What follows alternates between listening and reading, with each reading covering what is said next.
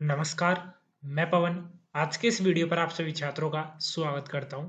आज का वीडियो आपके लिए काफ़ी ज़्यादा इम्पोर्टेंट होने वाला है, क्योंकि इस वीडियो में मैं बेसिक कंप्यूटर अनुदेशक साथ में वरिष्ठ कंप्यूटर अनुदेशक की जो भर्ती अभी आपकी आने वाली है 2026 में, ठीक है। इसके एग्जाम 2026 में होंगे। 2025 में इसके लिए जो नोटिफिकेशन है वो जारी होने वाला है। अभी मैं ऐसा क्यों बोल रहा हूँ वो आपको मैं क्लियर भी करूंगा, ठीक है। अब इस भर्ती के लिए जो डेट रहेगी, एग्जाम की डेट, वो तो घोषित हो चुकी है। उसके बाद में इसका जो सिलेबस रहेगा, सिलेबस क्या रहने वाला है, एलिजिबिलिटी है वो क्या रहने वाली है, इसमें जो सैलरी रहेगी, सैलरी क्या रहेगी, ठीक है, कौन कौन अप्लाई कर सकता है, कंप्लीट जानकारी आपको एक ही वीडियो में इसी चैनल के माध्यम से, इसी वीडियो के माध्यम से आपको दी जाएगी, ठीक है। सबसे पहले मैं आपको जो राजस्थान कर्मचारी चयन बोर्ड का ये नोटिस है वो आज ही जारी हुआ है। संक्षिप्त एक तरीके से संशोधित जो विज्ञप्ति है वो जारी हो चुकी है। अब इस विज्ञप्ति में आप जैसे नीचे चलोगे, ठीक है, यहाँ पर बिल्कुल मेंशन कर रखा है। यहाँ पर आप 42 एंड 43 पॉइंट है वो आप देख सकते हो। इसमें वरिष्ठ वरिष्ठ कंप्यूटर अनुदेशक सीधी भर्ती 2025 है, और साथ में बेसिक कंप्यूटर अनुदेशक की सीधी भर्ती 2025 की है वो जारी की गई है। ये बिल्कुल दोनों भर्ती मतलब कि दोनों पोस्ट है वो नॉन सीईटी रहने वाली है, यानी कि बिल्कुल जो आपका सीईटी है, कॉमन एलिजिबिलिटी टेस्ट है, उसके बाहर रहेगा, ठीक है, उसके अंडर आपका नहीं रहेगा। एग्जाम की डेट है वो घोषित कर दी गई है कि यानी कि 22 अगस्त 2026 को इसका एग्जाम है वो कंडक्ट करवाया जाएगा। 23 अगस्त 2026 रविवार को बेसिक कंप्यूटर अनुदेशक का जो एग्जाम है वो कंडक्ट करवाया जाएगा, ठीक है। एग्जाम आपका ऑफलाइन भी होने वाला है, सीबीटी बेस्ड भी होने वाला है, ठीक है, टीबीटी बेस्ड भी आपका एग्जाम है वो होने वाला है। ये चीजें आपको क्लियर हो गई। अब उसके बाद में जो इंपॉर्टेंट है वो आपको मैं बताऊंगा कि इसके लिए आप फोरम है वो कब से भर पाओगे, ठीक है। नोटिफिकेशन इसके लिए क्या कब जारी होगा, बिल्कुल मेरे पास में 2022 का जो नोटिफिकेशन है उसके आधार पर आप सभी छात्रों को मैं एक एक पॉइंट है वो क्लियर है वो करने वाला हूं, ठीक है। सबसे पहले तो आपको यहाँ पर मैं दिखा देना चाहूंगा, ठीक है। जैसे मेरे पास में ऑलरेडी पहले का ई पेपर था। यहाँ पर आप देख सकते हो कि 10,157 पदों पर कंप्यूटर अनुदेशक की भर्ती है वो लास्ट 2022 में आई थी। इसमें दो पेपर आपके करवाए जाते हैं। फर्स्ट पेपर में आपका सामान्य ज्ञान रहता है, जिसमें आपका राजस्थान की कला रहती है, ठीक है, संस्कृति, इतिहास, भूगोल, सामान्य विज्ञान और करंट अफेयर्स है वो रहते हैं। अब सेकंड पेपर में आपका कंप्यूटर से जुड़ा हुआ पूरा जो सब्जेक्ट है वो रहता है, जिसमें 100 अंक का पेपर होता है। इसमें जो प्रश्न है बहुविकल्पी यानी कि एमसीक्यू मेथड से क्वेश्चन है वो पूछे जाते हैं, ठीक है। अब इसमें 9,862 बेसिक कंप्यूटर अनुदेशक थे और 295 पद थे वो वरिष्ठ कंप्यूटर अनुदेशक के थे, जिसके लिए आप अप्लाई है वो कर पाते हैं। अब यहाँ पर आपको एक एक पॉइंट अच्छी तरीके से मैं क्लियर करने वाला हूँ। सबसे पहले तो यहाँ पर एलिजिबिलिटी है इसके लिए वो क्या रहेगी, ठीक है, सबसे इंपोर्टेंट, ठीक है। काफी छात्रों के कमेंट भी आते हैं इस चीज को लेकर, लेकिन यहाँ पर इस वीडियो के माध्यम से मैं एक एक पॉइंट आपको अच्छे तरीके से क्लियर कर रहा हूँ।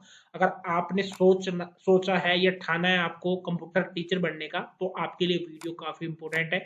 एक एक पॉइंट को आपको अच्छे तरीके से देखना है, एक भी पॉइंट आपको मिस है वो नहीं करना है, ठीक है। सभी पॉइंट आपके लिए इंपॉर्टेंट है वो रहने वाले हैं। अब जैसे फर्स्ट में आपको मैं बता दूं, यहाँ पर जैसे आप स्क्रीन पर देख सकते हो कि इसके लिए एलिजिबिलिटी है वो क्या रहेगी। अब देखो, बेसिक कंप्यूटर अनुदेशक की अगर मैं बात करूँ तो उसके लिए क्या एलिजिबिलिटी रहेगी। इसके लिए अगर आपने पीजीडीसीए कर रखा है या आप ग्रेजुएट हो एंड ए लेवल का आपके पास में सर्टिफिकेट है या आपने पीजीडीसीए कर रखा है तो आप एलिजिबल हो।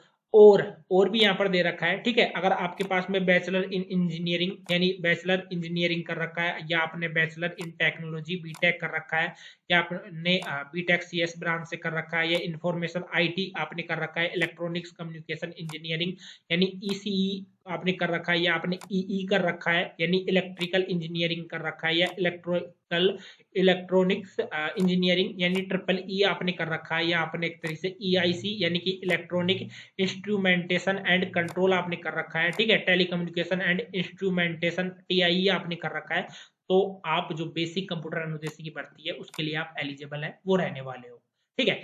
अब उसके बाद में यहाँ पर बोला गया कि बीएससी आपने कर रखा है सीएस ब्रांच से, कंप्यूटर साइंस ब्रांच से, तो भी आप एलिजिबल हो। इंफॉर्मेशन टेक्नोलॉजी आईटी कर रखा है तो भी आप एलिजिबल हो। और साथ में अगर आपने बीसीए कर रखा है किसी भी यूनिवर्सिटी से तो आप इस भर्ती के लिए बिल्कुल एलिजिबल है वो रहने वाले हो, ठीक है। छोटा डिप्लोमा की अगर मैं बात करूं तो आपने अगर बीसीए कर रखा है या एक तरीके से आपने जो पीजीडीसीए है वो कर रखा है 1 साल का, ठीक है, वो ध्यान रखना कि आप इस भर्ती के लिए एलिजिबल है वो हो जाओगे। 2026 में इसके लिए जो एग्जाम है वो कंडक्ट है वो करवाए जाएंगे। अब जैसे फर्स्ट में आप देख सकते हो यहाँ पर पदों का जो विवरण है वो पहले दे भी दिया गया है, जैसे कि यहाँ पर आप स्क्रीन पर देख भी सकते हो, ठीक है। किस तरीके से, यानी अनुसूचित क्षेत्र में, गैर अनुसूचित क्षेत्र है, कुल पद है 10,157 पदों पर ये भर्ती है वो हुई थी। उसके बाद में 6,000 के तकरीबन जो स्टूडेंट है उनको पोस्टिंग है वो दे दी गई है, यानी कि वो एक तरीके से कंप्यूटर टीचर है वो बन चुके हैं। अभी भी 4,000 से 4,500 पदों पर ये भर्ती है वो आपकी आने वाली है। ऐसा मान सकते हो कि 5,000 पदों पर ये भर्ती है वो आपकी आने वाली है। इसके लिए आप सभी छात्रों को अभी से तैयारी है उसमें जुट जाना है। फोरम है वो आप बिल्कुल एसएसओ आईडी के माध्यम से आप भर पाते, ठीक है। बिल्कुल यहाँ पर ओटीआर सिस्टम अभी भी आपका लगा रहेगा, वन टाइम रजिस्ट्रेशन, पैसा आपका कुछ भी नहीं लगेगा। जब इसके लिए नोटिफिकेशन है वो स्टार्ट होगा तब आपको और भी अच्छे तरीके से मैं क्लियर है वो कर दूंगा, ठीक है। एक एक पॉइंट आपके लिए इंपॉर्टेंट है, मैं अच्छी तरीके से एक एक पॉइंट आपको क्लियर करते हुए चल रहा हूँ, ठीक है। सिलेबस भी आपको मैं क्लियर करूंगा कि क्या क्या इसमें टॉपिक रहते हैं, वो भी आपके लिए इंपॉर्टेंट है, तो वीडियो को आपको एंड तक है वो करना है, ठीक है। अभी यहाँ पर बात करते हैं, जैसे यहाँ पर मैं नीचे चलता हूँ, ठीक है। अभी चीजें खुलने में थोड़ा टाइम लग जाएगा, तो यहाँ से आपको मैं बता दूंगा, ठीक है। इसके प्रवेश पत्र कब जारी होंगे, सब कुछ कंप्लीट जानकारी आपको इस वीडियो के माध्यम से ही मैं देने वाला हूँ। बाकी तो देखो एक पॉइंट आपको मैं अच्छी तरीके से क्लियर कर देता हूँ, जितने भी स्टूडेंट है, अगर आपको नहीं पता है तो मैं अच्छी तरीके से बता भी देता हूँ कि इस भर्ती के लिए जो नोटिफिकेशन है वो आपका 2026 में भी जारी हो सकता है, ठीक है। 2025 में भी इसके लिए जारी हो सकता है, मे भी पूरे चांसेज है कि जो इसके लिए नोटिफिकेशन है वो आपका 2026 में ही जारी होगा, क्योंकि एग्जाम है वो 8वें महीने में यानी कि अगस्त में होने वाला है, तो उसमें काफी ज्यादा टाइम है वो लग जाएगा। तो इस वजह से इसके जो नोटिफिकेशन है वो आपको 2026 में देखने को मिलेगा, ठीक है। लेकिन आप सभी छात्रों को ध्यान रखना है, अब आपके पास में टाइम ज्यादा नहीं बचा है, ठीक है। वैसे देखा जाए तो अगर आप अभी से तैयारी करने लगोगे तो आपको सिलेबस भी कंप्लीट करना है, ठीक है। बाकी जो स्टूडेंट ऑलरेडी कर रखे हैं उनको तो रिवीजन का टाइम है वो बहुत ही ज्यादा है, उनके पास में तो बहुत ज्यादा टाइम है, ठीक है। बाकी अभी जो स्टूडेंट जो तैयारी वगैरह करेगा तो उसके पास में बहुत ही कम समय है, क्योंकि सिलेबस में तकरीबन 1 साल आपका लग जाता है अगर खींच के भी अगर आप लोगे, ठीक है। क्योंकि इसमें बहुत ही ज्यादा लेंथी सिलेबस है, एक बार आप पढ़ोगे तो आपको खुद को पता लग जाएगा। बाकी तो मेरा क्या है, मैं आपको बता सकता हूँ, गाइडेंस कर सकता हूँ कि आप कौन सी कोचिंग से कोचिंग आपको लेनी है, ठीक है, कौन सा आपके लिए बेटर रहेगा वो सब कुछ आपको मैं बता दूंगा, ठीक है। अब यहाँ पर बात करते हैं जो आपके लिए इंपॉर्टेंट है, ठीक है। अब इसमें सैलरी क्या रहती है, सैलरी का भी मैं बताऊंगा, साथ में इसमें जो भूतपूर्व सैनिक है वो भी इसके लिए अप्लाई है वो कर सकते हैं, ठीक है। ये ध्यान रखना, आपको एक एक पॉइंट अच्छी तरीके से मैं क्लियर कर रहा हूँ। जो भूतपूर्व सैनिक है वो अप्लाई करेंगे तो उनको कुछ छूट है वो दे दी जाती है, साथ में उत्कृष्ट खिलाड़ी है उनको भी यहाँ पर छूट है वो दी जाती है। उसी के बाद में यहाँ पर एक तरीके से सारणी है वो बनाई गई है कि इन छात्रों को यहाँ पर छूट है वो दी जाएगी, ठीक है। कुछ परसेंट दी जाती है जिसमें कि 5% भी शामिल हो सकता है, उसके बाद में 10% है वो भी आपका इसमें शामिल है वो हो सकता है, ठीक है। इस तरीके से यहाँ पर छूट है वो दी जाती है। अब बात करते हैं नेक्स्ट, जो दिव्यांगजन है, दिव्यांगजन को भी यहाँ पर सीटों में फायदा है वो मिलता है, ठीक है। श्रेणियों में 1-1% आरक्षण है वो प्रावधान रहता है। इसमें जो स्टूडेंट ब्लाइंड है, लो विजन है, हियरिंग इम्पेयरमेंट है, यानी कि सुनने में दिक्कत है, उनको एलडीसीपी यानी कि लोकोमोटर डिसेबिलिटी है, तो उनको भी यहाँ पर छूट है वो दी जाएगी। अब उसी के बाद में जो इंपॉर्टेंट है वो आपको मैं क्लियर कर देता हूँ, एक एक पॉइंट आपको अच्छे तरीके से मैं बताते हुए चल रहा हूँ। अब देखो वेतन तो इसमें पे मैट्रिक्स लेवल 10 का तो आपका रहा था वरिष्ठ कंप्यूटर अनुदेशक का, ठीक है। और उसके बाद में पे मैट्रिक लेवल 8 का रहेगा। अभी 8वां वेतन लागू हो जाएगा तो और भी ज्यादा अच्छी सैलरी आपको देखने को मिलेगी, ठीक है। यानी कि सैलरी आपकी बढ़ने वाली है 2025 में, 2026 में इसके लिए अगर वैकेंसी स्टार्ट होती है, ठीक है। 2027 जनवरी में इसके लिए जो लिस्ट है वो भी जारी कर दी जाएगी। अब उसके बाद में पात्रता मैंने बता दी है कि इसके लिए पात्रता है वो क्या रहती है, योग्यता है वो क्या रहती है, कौन कौन स्टूडेंट इसके लिए अप्लाई है वो कर पाते हैं, वो सब कुछ मैंने आपको अच्छे तरीके से क्लियर कर दिया है। राष्ट्रीयता को लेकर यहाँ पर क्लियर किया है कि अगर आप भारत के हो, नेपाल के हो, भूटान के हो, तिब्बत के हो, तो भी आप इसके लिए आवेदन है वो कर सकते हो। आयु का ध्यान रखना, इसमें आपकी आयु है वो 18 साल कंप्लीट हो जानी चाहिए और 40 साल का आप नहीं हुआ हो, ठीक है। बाकी आपकी एज है वो 18 साल से कम नहीं होनी चाहिए, ठीक है। और बाकी 40 साल है, 40 साल से अबव आपकी एज है वो नहीं होनी चाहिए। अब इसमें ध्यान रखना कि आवेदक 1 जनवरी 2023 को आवेदक, ठीक है, ये 1 जनवरी 2023 की बात की जा रही है, तो वहां पर क्या पता 2000 अगर 26 में स्टार्ट होगा तो 1 जनवरी 2026 की बात की जाएगी, ये ध्यान रखना।